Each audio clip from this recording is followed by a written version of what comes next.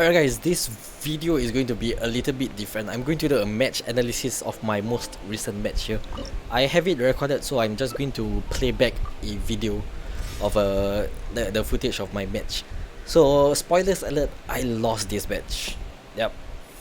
And basically the idea is that the opponent is doing a spam summon list, definitely, because he has Mona, he has Fischl, he has Kole, right? And that's going to have a quicken reaction, bloom reaction. There's a lot of reactions going on in their list, and he also has Mona, so that's going to be a bit more versatile. He can cater to whichever hero I'm using, and then he can swap to either Kole or Fischl, because Mona has the ability to fast swap, and in that same turn they swap, they can just activate that character. So that's the thing that I have to keep in mind. And in this turn, the opponent start with Fischl and her Oz. And also in my card draws, I was hoping that maybe this turn I have my standoff, or next turn I have to get my standoff up before the opponent does the combo of Kole's burst and Fischl's Oz. And yeah, like right at this moment, my energy token, I have 4, but none of them has any electro or cryo. And the stupidest thing that I did was to swap my Keqing into Chongyun. I think it will play very soon.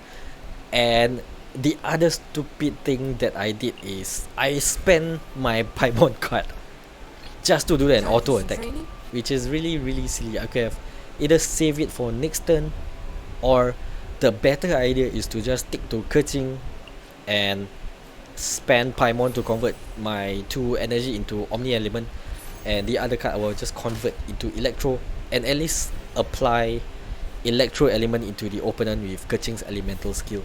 And I also get 1 extra energy on my Keqing, so next time if I swap back to Keqing, she will have 3 energies and I can use her ulti and all that. But doing auto attack on Chongyun is a very stupid idea.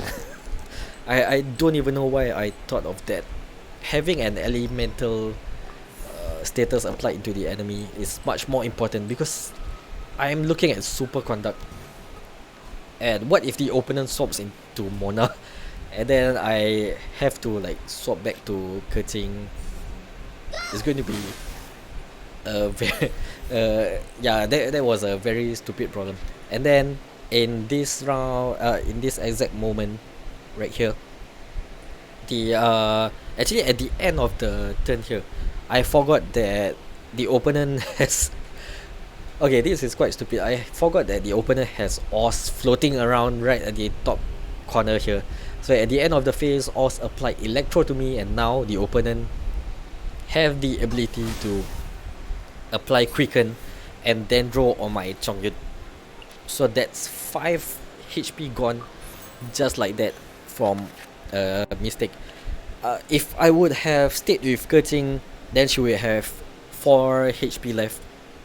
But that does not really matter, because I still have my Sino around.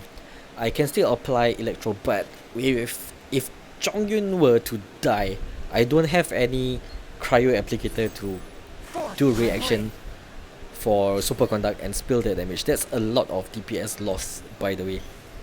So yeah, in this moment, my Chongyun applies the cryo elemental skill, right? Let's see. Yep, he used his elemental attack. That's okay.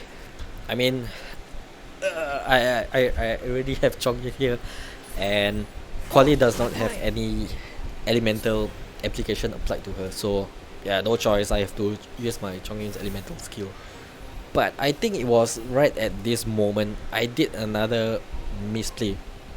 If I'm not wrong, I used send off on the opponent's Oz, and I didn't take into account that the opponent have their Kole's elemental burst up. So I mean, it doesn't matter if what did I do here? I think this is the part where I use send off. I should not have done that, because Oz actually only does 1 damage, and with Quicken is 2 damage.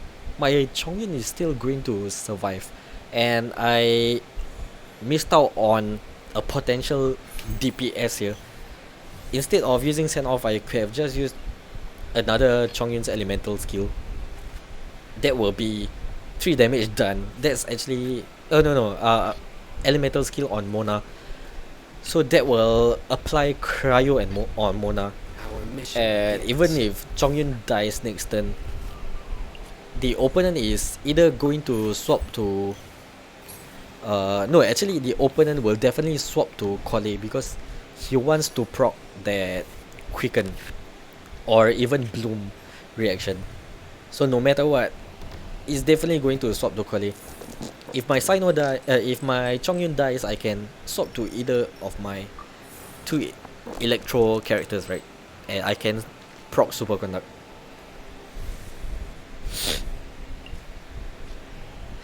So in this turn, I get to swap to Sino, but unfortunately, I only have 3 Electro energies. That's also the shitty thing. But I have my Paimon.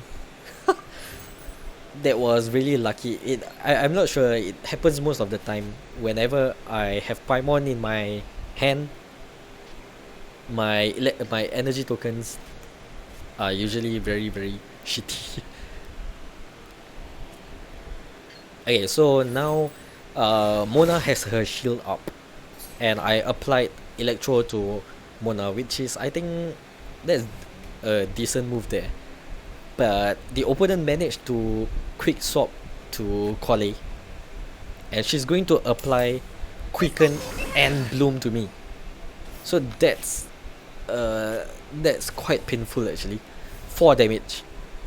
Her elemental attack does, I mean her burst does 3, right? With Quicken is going to be 4. And then this is the other thing that I didn't take into account. But unfortunately, I also think that there's nothing much I can do here, because I was thinking of like Lotus, if only I have Lotus. But the other thing I didn't take into account is the opponent has the Dendro Core and also Catalyzing Field. It actually stacks together. I was thinking that, okay, if I swap to Chongyun, he's going to survive and next turn he's going to apply. But look at what happens next. 1 damage from that water thingy, and then another 4 damage from Kole's burst. So I was like, why is it 4? And the reason is because with Quicken, the damage went from 2 into 3, right? But there's also Dendro Core, and that increased the damage into 4, which is crazy. Let's okay, let's move back a bit here. Okay, so Hydro. Oh no, actually, it's a it's a different reaction. It's Hydro and Dendro activates Bloom, and then with Bloom and Quicken, that's 4 damage. So total is 5 damage, and my Chongyun dies. It was a miscalculation on my part. Because of that, I don't have any more cryo characters left. At this point of time, it's almost like a GG for me. I only have 2 characters, and even though I have a lot of energy left here, there's nothing much I can do. The only maximum damage is maybe Kerching's burst. But unfortunately, I swapped to Kerching when Chongyun died, and now she's only left with 2 HP. There's really not much I can do. That was silly. Yeah, basically at this point of time, it's really GG. There's no way I can win at this point of time. So thinking back, if all that mistake that I have done, will it have changed the tide of the game? I think not, because of the elemental reactions and all that. They have Dendro Core potential from Mona, and then Quicken. It's actually much more effective on their side of the deck than mine.